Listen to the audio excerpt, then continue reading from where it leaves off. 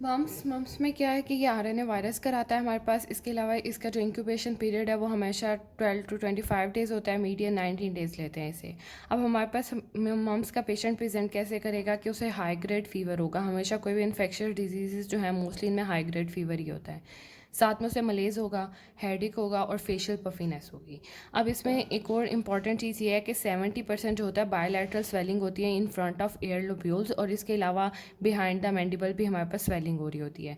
अब ये क्या है कि इसमें जो पेरोटिड स्वेलिंग है ये सबसे ज़्यादा इन्वॉल्व होती है। इसके अलावा सब मैक्सिलरी ग्लैंड की स्वेलिंग भी इन्वॉल्व होती है, और सबसे कम होती है सब मेंटल की स्वेलिंग। अब जो इसका लोब है ना, पेरोटिड स्वेलिंग का lobe displace upward and outward displace कर सकता है। इसके अलावा फीवर हमारे पास हाई ग्रेड होता है, 5 to 10 ईयर्स की पीक एज है ऑन होने की। इसके अलावा इसकी पेनफुल स्वेलिंग होती है, मतलब वहाँ पे जो एरिया होता है वो हमारे पास टेंडर होता है, और ये खाना खाने से और फूड इनटेक से, हार्ड फूड से इंक्रीज़ हो जाता है। इसके अलावा ये हमारे पास ट्रांसमिट होता है थ्रू रेस्पिरेटरी ड्रॉपलेट से। इसके बाद जब हम इसकी इन्वेस्टिगेशन कराते हैं तो मोस्ट ऑफ द टाइम इसका क्लिनिकल डायग्नोसिस होता है। इसके अलावा WBCs डिक्रीज़ होते हैं और ल्यूकोपीनिया और लिम्फोसाइटोसिस होता है। सीरम माइलेज लेवल इंक्रीज़ किए होते हैं इसमें।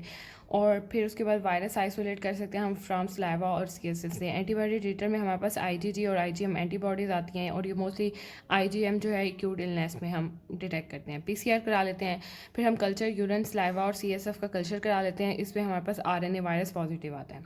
फिर हम इसकी कॉम्प्लिकेशन देखते हैं। इनमें एनसेफ्लाइटिस होता है, ट्रांजिएंट हेयरिंग लॉस होता है, उसके अलावा लेब्रेंथाइटिस हो जाता है, पेंक्रियाटाइटिस हो जाता है, आर्थराइटिस हो जाता है। और अब एक इम्पॉर्टेंट है कि इसमें ECG प्रॉब्लम्स भी आते हैं। मेल्स में इसमें एपिडिडिमो ऑर्काइटिस हो जाता है और टेस्टिकुलर ट्रॉफी हो जाती है, और फीमेल में ओफेराइटिस हो जाता है। फिर जब हम इसका ट्रीटमेंट देखते हैं तो इसमें मोस्टली जो ट्रीटमेंट है वो हम सपोर्टिव ट्रीटमेंट देते हैं। इसका कोई स्पेसिफिक एंटीवायरल ट्रीटमेंट नहीं है। फिर हम एंटीपायरेटिक फीवर को कम करने के लिए पैरासीटामोल, आइबुप्रोफेन दे देते हैं।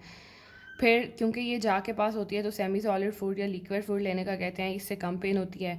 इसके अलावा बेड रेस्ट का कहते हैं। ऑर्काइटिस हो तो लोकल सपोर्ट दे देते हैं हम वहाँ पे, और इसके लिए हम MMR की मीजल मम्प और रूबेला वैक्सीन है 0.5 ml की देते हैं सबक्यूटेनियसली ऑन 12 मंथ।